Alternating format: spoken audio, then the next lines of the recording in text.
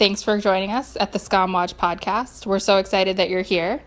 In today's episode, we're going to be talking about Season 1, Episode 3, entitled We're the Biggest Losers in School. The IMDb description reads, back at school, Ava befriends Noor in her Spanish class. They and Sana get invited by Vilda and Chris to join them in getting a bus for the graduation celebration when they become Russ in 3 years. So we get the gang back together today and spend some time talking about the different dynamics that make up this particular friend group. We're so excited to be getting into the thick of it with you guys. So without further ado, here we go. Eva? And we're live. So what did you guys think of the episode? I mean, it was great to get into it and have the girls back in my life. I felt a lot more positively about this episode than I did than the last one. Do I sound terrible? What's happened? Yeah, something like for me, something happened to your mic and it just started going, ah. That happened for I you, didn't hear that, but I think we should keep that in. Yeah, it was like. Does it sound okay now? Yeah, it was just 2 words. Like what? Okay. Okay, now. What you were saying?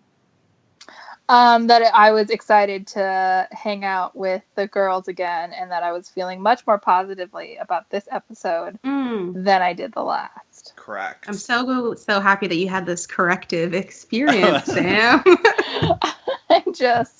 I missed the girl group. I missed the bus. What did you think overall, Maryam? Overall, I love it. I think it's such a rich episode. Like, there's so many characters that are in this episode, and there's so many moments.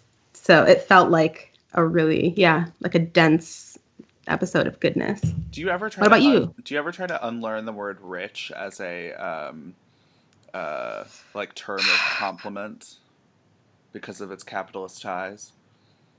Wow. I've been trying to recently. I'm not trying to put you on blast. This is like a genuine question because this is. And like, if you didn't before, are you thinking about it now? No, because this is something I've been trying.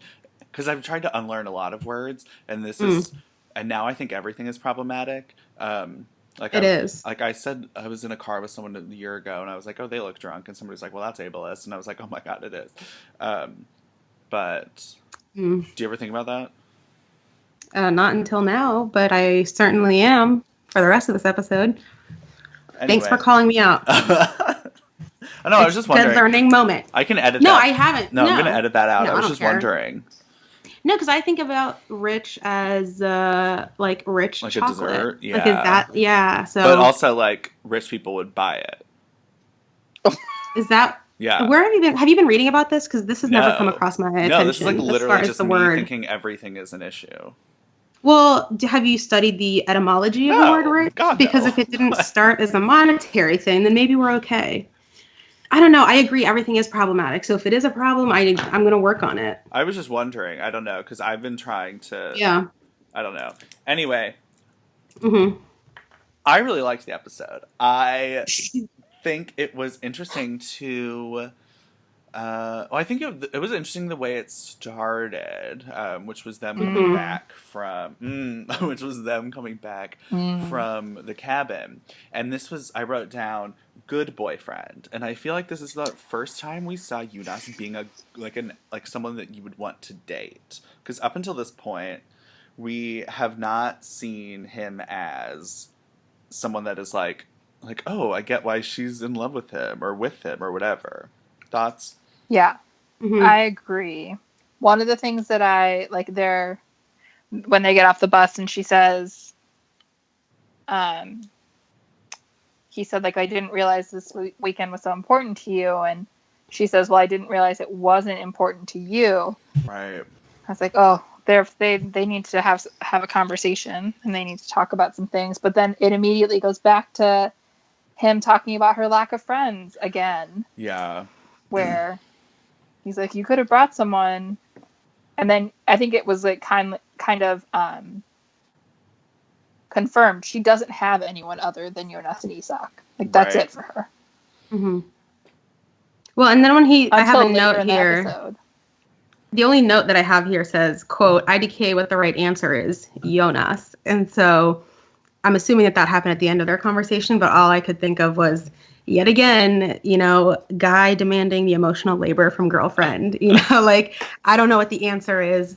And then it's kind of like, okay, but are you going to figure it out? Or are you going to make her do it? Or it was interesting to me that Jonas was like, he was like, yeah, like, obviously I want to spend time with you, but it's also important for me to spend time with my friends. Like, it was very interesting because you haven't really seen a lot of, like, very, like, clear, like, communication between the two of them. So I thought that was interesting that he, like, kind of set that out there as, like, I mean, because I don't think that, like, 16-year-olds really have these type of conversations that, like healthy communication or whatever. But I thought it was interesting that he kind of like said that as a thing, because I'm sure it has been covered up in the past or like not said in the past. And so I thought that was interesting for him to like say. But that scene like really struck me because that was the first time I was like, oh, like they like get along, like they can actually talk. And I think I need to stop saying it's interesting because I keep saying that. But I like that we meet them with them already like having done all of their firsts or whatever. Like we kind of just jump into their relationship like where it's at. And I find that interesting because you kind of we don't know like what they've been through to get there, but I do find that interesting. Agreed. Yeah. The whole conversation and honestly, like the way he treats her and the way he handles her lack of friends, rewatching it, knowing, because like we know why she's in this situation, right, is infuriating. Oh, really? I was gonna say it was like better to me. Oh no, I get upset about it because I mean, I guess this is kind of a spoiler and we can decide if we want to take it out or not, but she doesn't have any friends because of him. Like, she chose to be with him and like doesn't have any girlfriends, right, because of that choice. Do you disagree? I don't know. It takes two to cheat. No, not to be that right. person. I understand. I'm not, but like he chose to cheat, she chose to be with him, and she's the one that lost all of her friends because of it. Right. He got to keep his friends and get a girlfriend. Right. So that's true. Like yeah. So like that makes all of this a little bit more upsetting for me, because I feel like, not that he needs to be acknowledging her sacrifice or whatever, right. but do we feel it's almost like he... Oh, go ahead. Go ahead. I just said it's like sometimes he remembers in the back of his head. Right. Like, well, that's what I was going to say. Shit. Because I feel like there's, like, I don't feel like he's ever badgering her to, like, get friends. But I feel like there are those moments whenever he, like, leads up to saying, like, you need... I mean, they even said it, like, they even go through this of, like, don't make me say it. Like, you need to get new friends. And I don't know if this is, like, me, but, like, I always feel like there's, like, an acknowledgement of, like, why... Like, that, like, this is going unsaid, and you need to get friends, and we know why you need to get new friends, but, like, we're not going to name it. Yeah. I feel that way. Do you see that as well? I do. It's like an elephant in the room in their relationship. Yeah. I always feel like he's kind of being insensitive, though. Like, I don't get the sense that he's saying it lovingly. I always feel like he kind of says it in a way that, like, come on, like, that's going to hurt. And so I don't get the sense that he's being particularly empathetic or understanding. It's just kind of like a tired conversation. So he's just kind of like, all right, like, I don't want to be burdened with this anymore. You think so? I think I do. Yeah. I think it's just difficult because it's like we don't know what the norm is for them, because we haven't, we just jump into this kind of stagnant spot that they're at. Yeah. Well, they probably don't know what, like, that is the norm for them. Yeah. If you think about the situation, like, it's not like they ever had a normal relationship. Right. So Jonas is used to being the only thing that Eva has. And it had to be so private initially, and that's why it kind of only works when it is private. Wow. And like maybe this is starting to get boring for him. And her, which is why I think. he invited. Well, and her, but like that's why he invited people right. to the cabin. Like, you know how like in the last episode I was so confused about why he would invite friends, but maybe he's tired of being the only person that she has, so he invited other people. Yeah. I wish that we could have seen them like when they first started getting together, like in the darkness of night, you know, to kind of see like how it started and why. I don't know. You know, we'll never get that, but that would be interesting. I'm sure someone link me to that fan fiction, please, because I would like to read it. And then submit it to us on the SKAM Watch Podcast.tumblr.com, and we will shout you out. So, segue, you know, as far as her making new friends. Yay! How did y'all feel about, okay, so she gets back home and she starts writing her message to Noura. Have you ever been that person who's writing messages, deleting, writing it, think you have something super witty, and then you hit send, and then you get a really short response?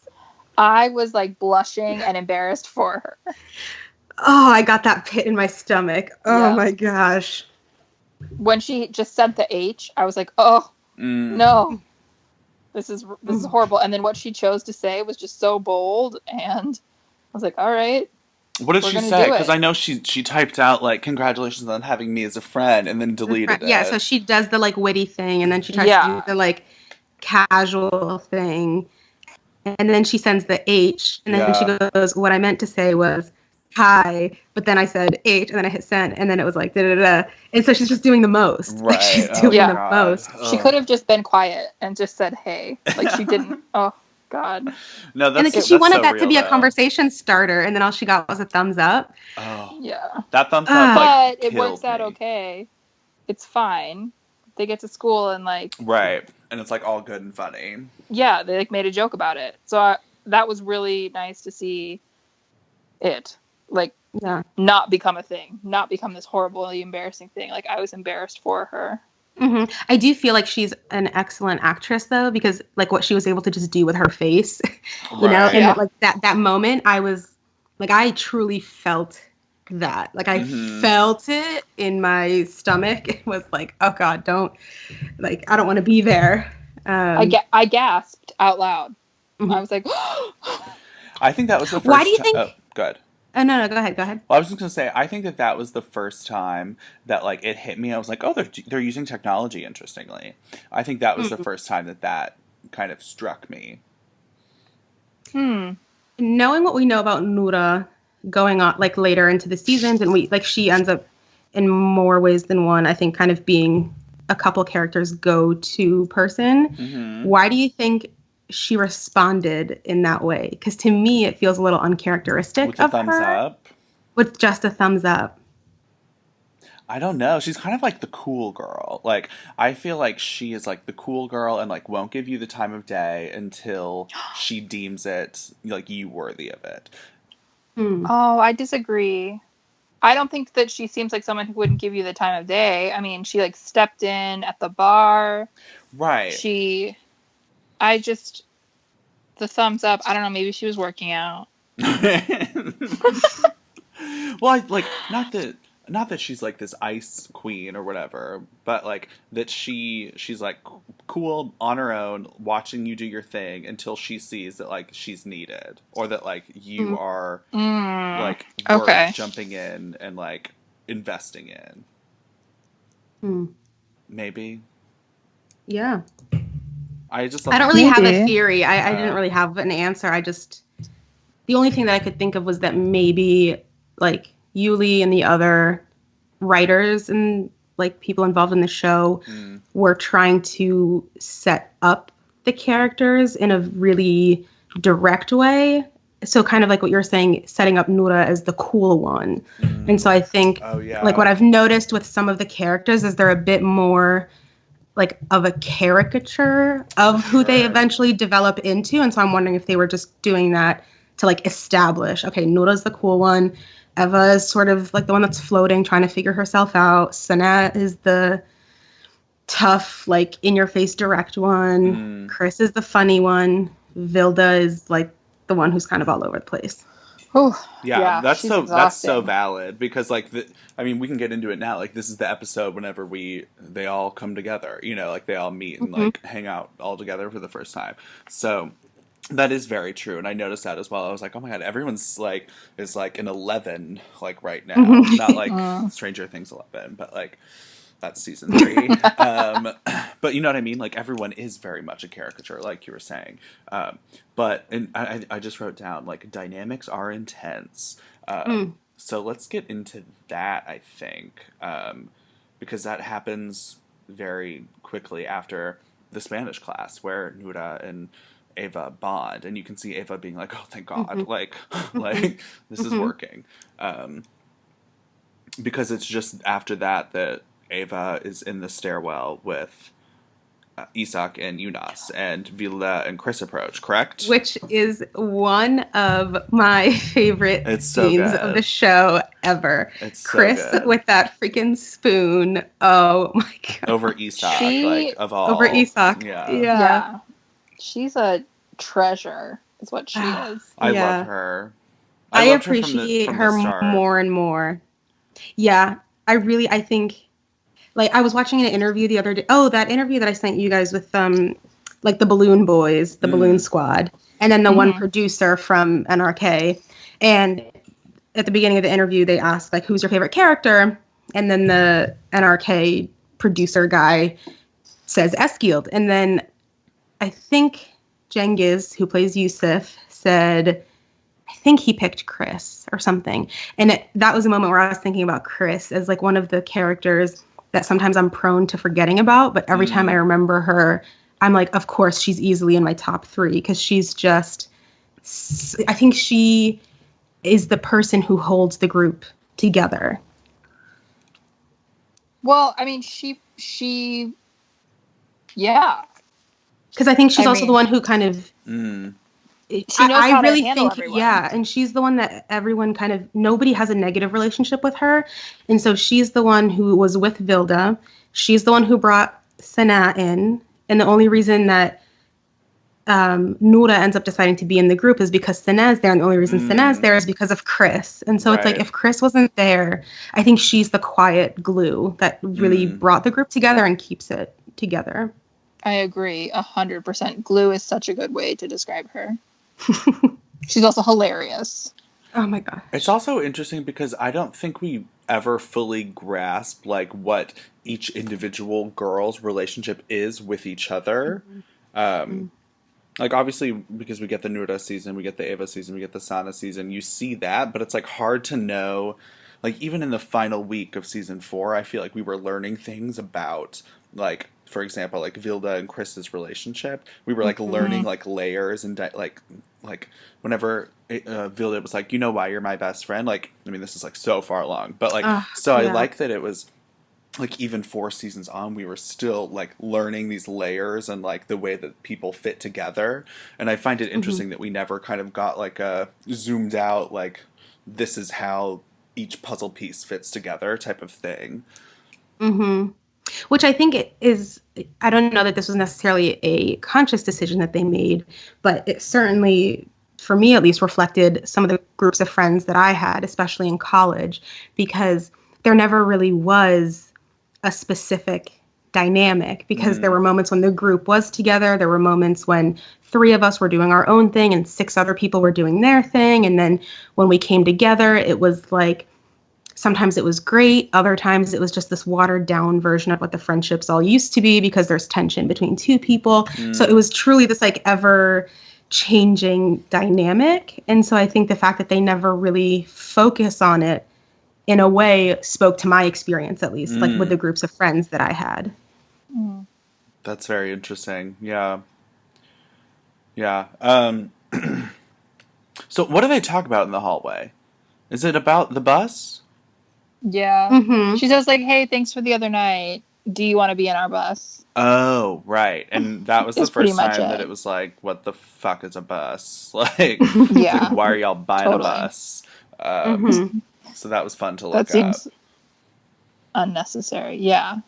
Also, the whole idea of this is insane. Like, I realize, like, in college we go on spring break, but, like, Yeah. let's talk about that for a minute as an American. But, like, just, like, I hadn't heard of, like, outside of spring break for college, anything even remotely similar to this. So, I mean, that's cool. Because, you know, like, but, high school kids, like, in, like, countries where the drinking age is 18, like, you know they get drunk. But, like, I didn't know that they spent their last semester, like, getting drunk on a vehicle with their closest friends and, like, going to class the next morning.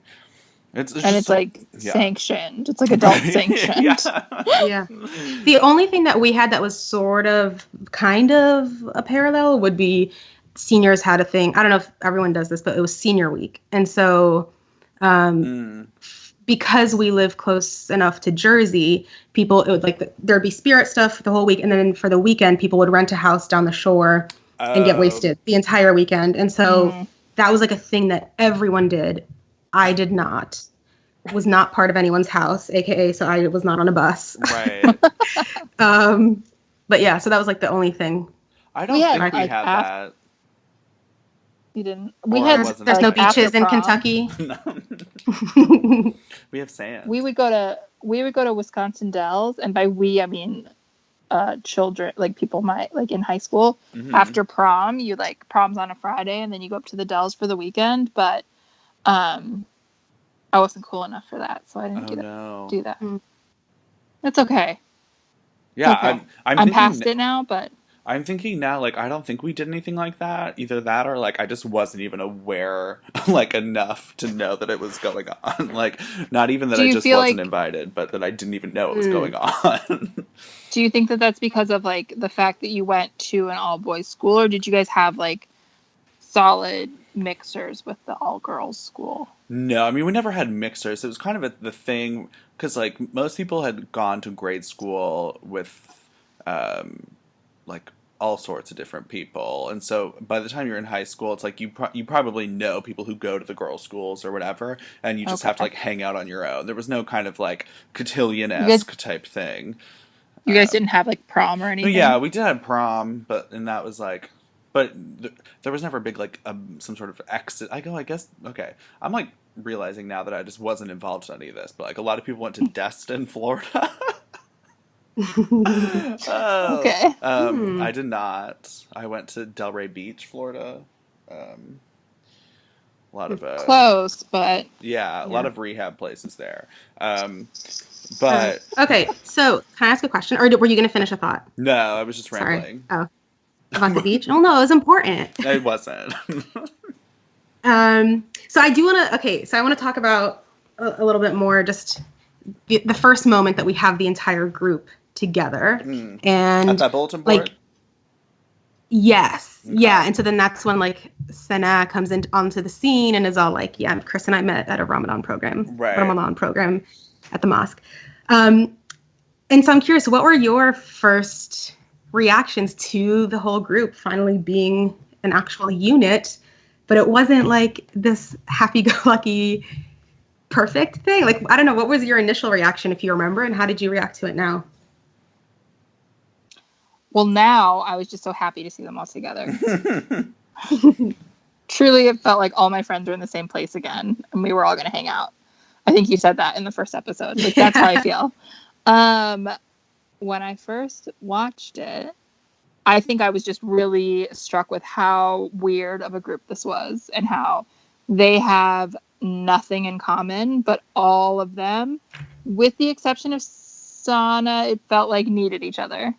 And I don't know if I could pinpoint exactly why. Like, I'm not sure why Noor needed friends. It seems like she didn't really have any. But she was too cool for you to really know she didn't have any friends, whereas like Ava wears it on her sleeve.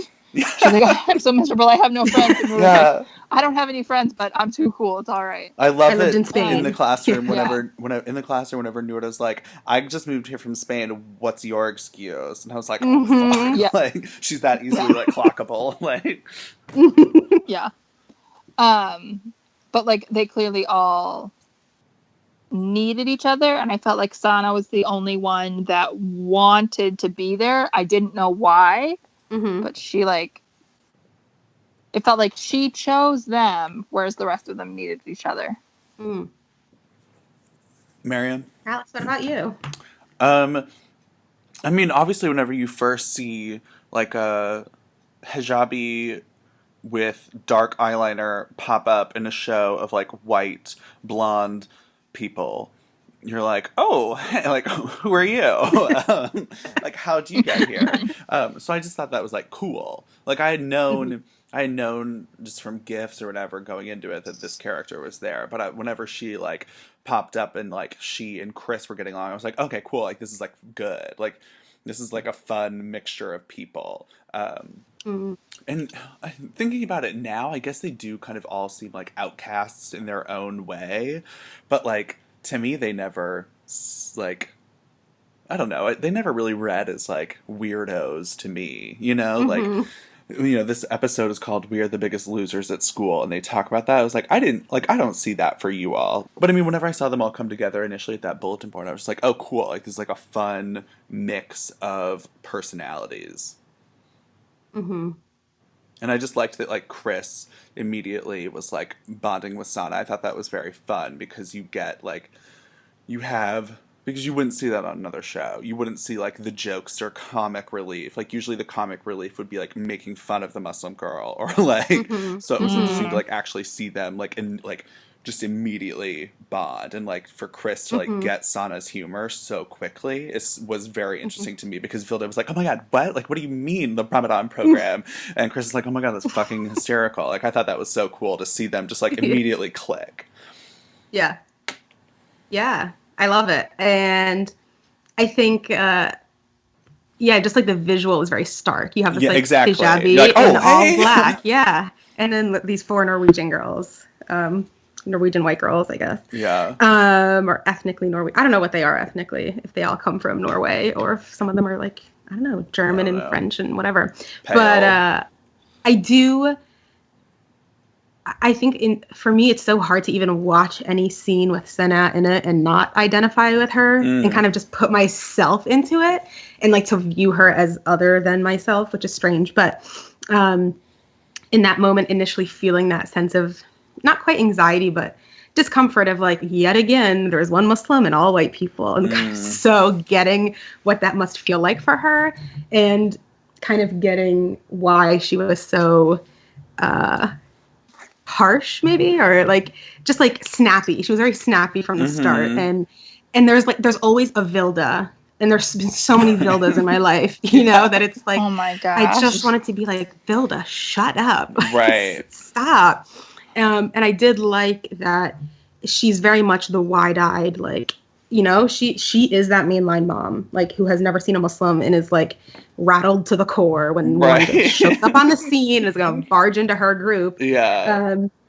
And how she's like looking around like, help me. Right. Certainly we can't let her in.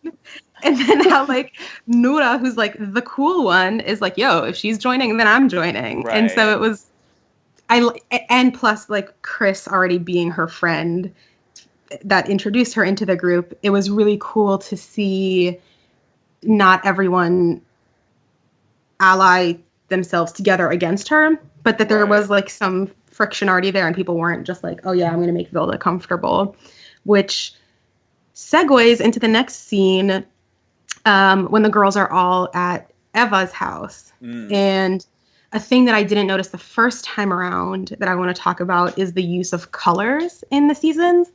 And how, so do you remember in season 4 where Sana is sitting at the head of the table with all of the other Pepsi Max girls?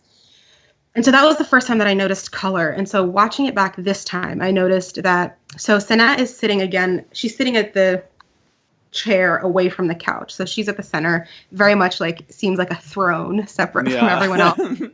And she's wearing all black. And then Chris, I noticed, was wearing a black jacket with a white t-shirt underneath.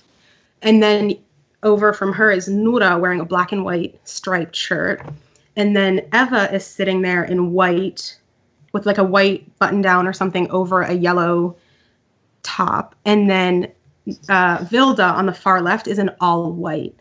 And so that was the first time I noticed color and the use of black to separate Sana out from all of the white And I don't know if that's like a play on white people / white clothes, but right. So then there's that. And so I noticed one that happens again in season 4. Sana's wearing all black, and all the Pepsi Max girls are in white. And so just the visual contrast of her being the other, I think, and that reflects both from her perception, but also how they view her as an outsider. But then the other thing about color was the use of yellow, and having that denote who the main character, or like who's being featured that season. So Eva's wearing that like yellowish orange beanie at one point. Then she's wearing a yellow shirt in that when they're sitting down at Eva's at her house. And then in the next episode, again, we see her in yellow. And so I'm really interested in watching the seasons that come later, because like I remember an episode where Noura's wearing a yellow shirt, and then she's wearing like a jumpsuit or something, like overalls, and so then she's got the yellow. And then there's Sana in her season has a yellow hijab, I think at the end of season 3 going into season 4 maybe. Yeah. Oh no. And so then I think, or is that at the end of season? I think that's end of season 2 going into season 3. 2. Rooftop party. And so I'm wondering, my theory is I'm wondering if Julie was giving us a heads up that Sana was going to be the one who was in season 4 because she's wearing bright yellow. But then we also see her in yellow in season 4 a number of times. She has like a yellow sweater shirt on. Yeah. She has another yellow thing. And then I can't remember with Isak, but the first thing that came to mind was yellow curtains. And so there's the use of yellow again. And then of course the SKAM logo is in yellow. So I'm wondering if oh my God, I've never even thought of that. Yeah. Cool. I found something out. No, I just like don't see shit like that at all. Like it could be like there could be like a thumb over the camera and I wouldn't get it. Like I'm really bad at like picking up on visual things. Like I didn't get the red in what's the one with the dead people and Haley Joel Osment? The Sixth Sense. Like I didn't get the red like in the Sixth Sense. So that's interesting you bring that up now. I'm excited to see if that is accurate. Or just like and also the use of, as far as the black and white goes, for who typically ends up allying themselves with Sana, because then we see Chris, because she has the black and white, like we know she's playing both sides and she's often there for Sana. It's the same thing with Noura wearing black and white, because she operates in both spaces. Like, so she has the, black and white, but so she's often on Sana's side, but we never really see Vilda or Eva show up for her except for very, very, very end, season 4. So yeah, it's, I don't know. I think it's really an interesting use of colors. I'm interested if you all in future episodes will notice anything or pick up on it. Me too. And I'm probably not. I'm going to be paying more attention now. Yeah. Oh, so something that they talk about whenever they're at this meeting is, I don't know who says it because I didn't write it down because I'm stupid, but it says, if we don't want to end up in a loser van. I'm sure we all wrote that down because I wrote that. Dear listeners, if you've watched the whole show. Says it.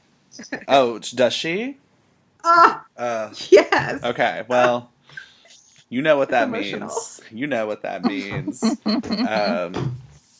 Do we want to talk about Sana asking the girls to hook up with popular guys? I kind of love that. And I'm thinking, Sam, about what you said about how she chooses to be a part of this group. As opposed to like needing a group. And it feels like she kind of came in with a game plan of like, this is what people need to do. Like she knew she wanted X, which was like to do Russ for whatever reason, which we never really understand why she wanted to do it. I think we can kind of guess or whatever. But I think she came in knowing she wanted to do Russ, and she knew that like this is how most people do it. And like this is like, I think because she is outside in a certain context, she can kind of witness like this like flow chart that needs to happen. And I love that she says it's your culture. Like whenever they're like, you can't ask us to do this, and she's like, honey, like I've been watching y'all for years. Like this is you. Like this is your making. Like you created Russ. Like this is not me. I want to do it, so we need to do this to get there. But like this is you. I definitely think she's done a lot of research. I feel like she probably sat down and just like read some things and put together a whole plan, which is where I think that she chose them, because she put together a plan. She's like, okay, great. And she clearly realizes she can kind of lead the group as much as Vilda thinks that she's in charge. Right. She's not in this moment. Sana just has a plan, so everybody needs to just go along with it. Luckily, there are some objections. Mm-hmm. I mean, like, luckily, like, for women, there are objections. Mm-hmm. I also go ahead. I was gonna say, I love the moment when I think it's Vilda who asks her, like, and what are you going to contribute?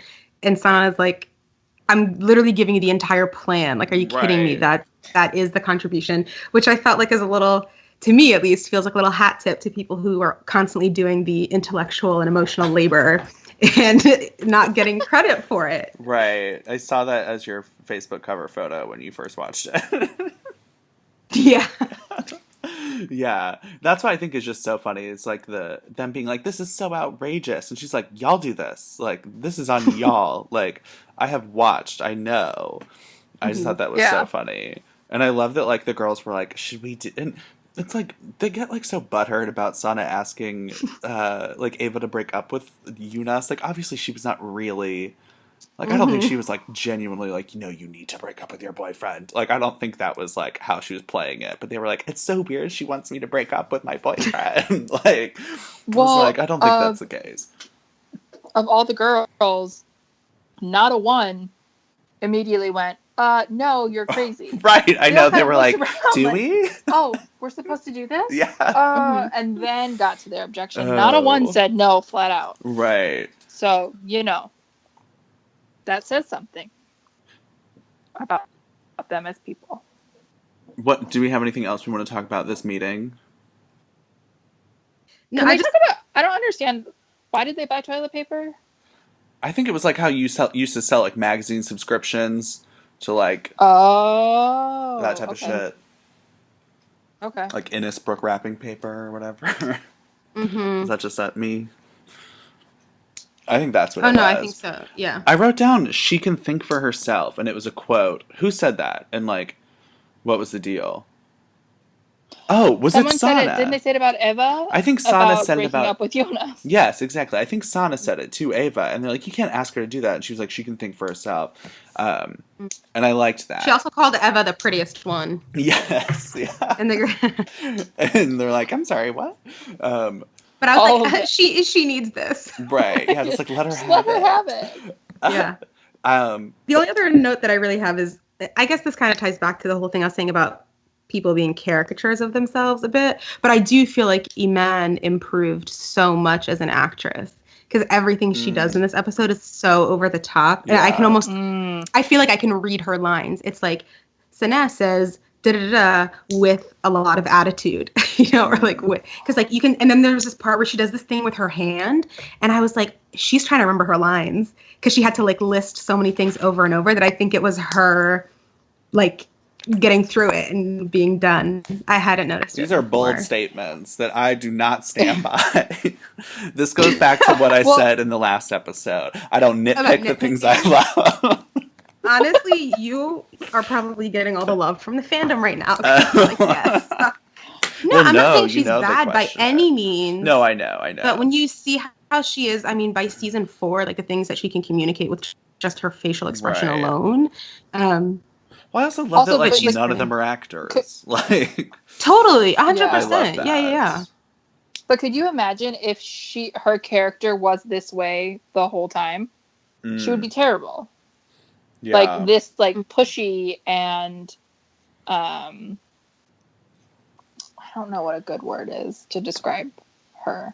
I have a question, Maryam. Were you worried, like in regards to like depiction of a Muslim girl?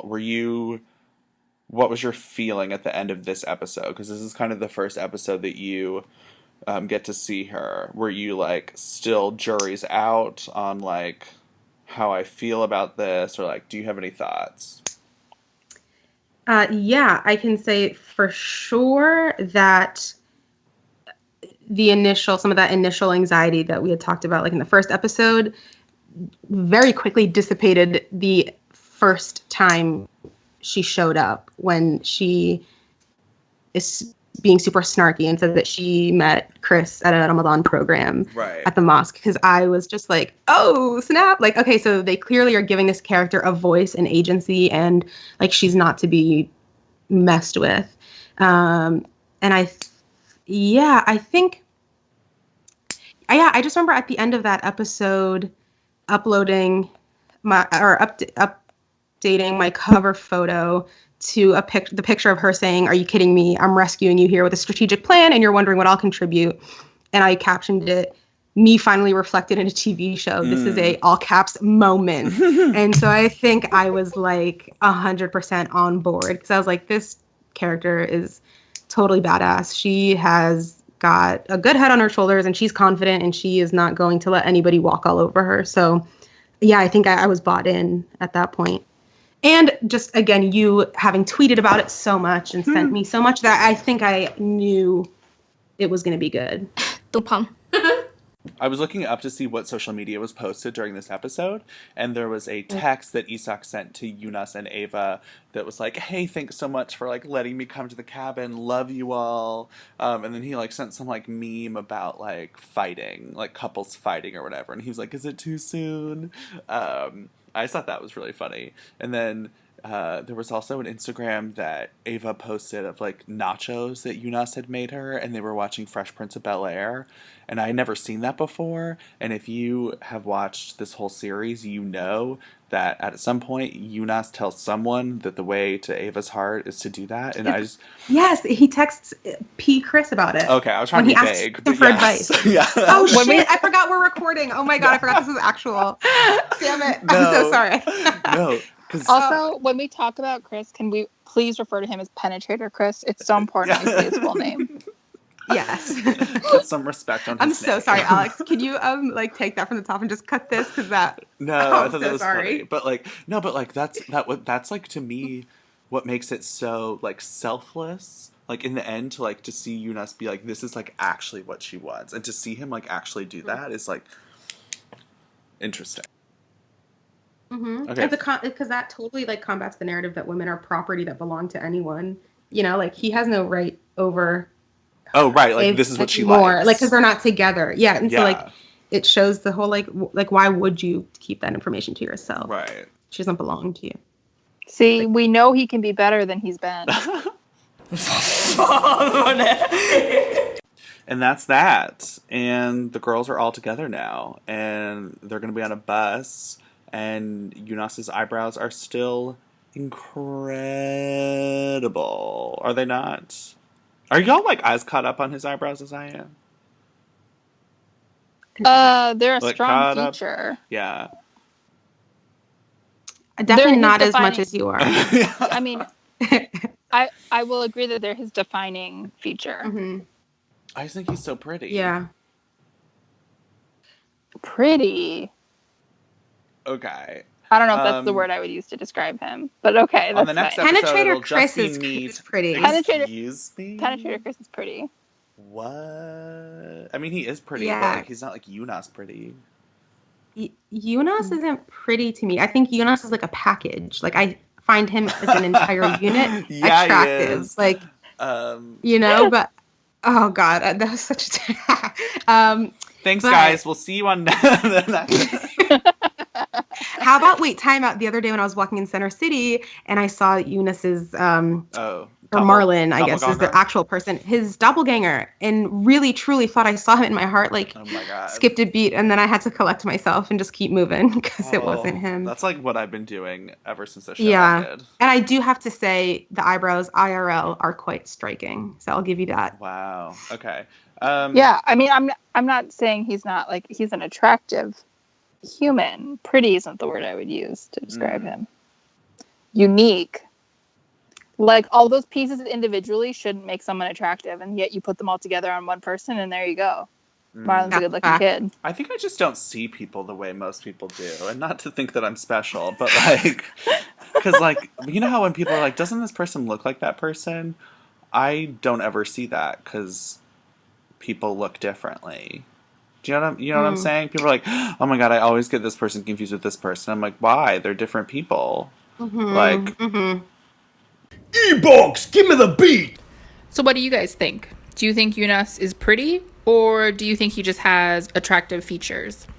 Hit us up on the skamwatchpodcast.tumblr.com and let us know. We also have a Twitter now. We're at SKAM Watch Pod. We want to have conversations with you guys. We want to get involved. So let us know all of your thoughts around this episode. And join us next when we talk about episode 4. See you guys soon. Bye.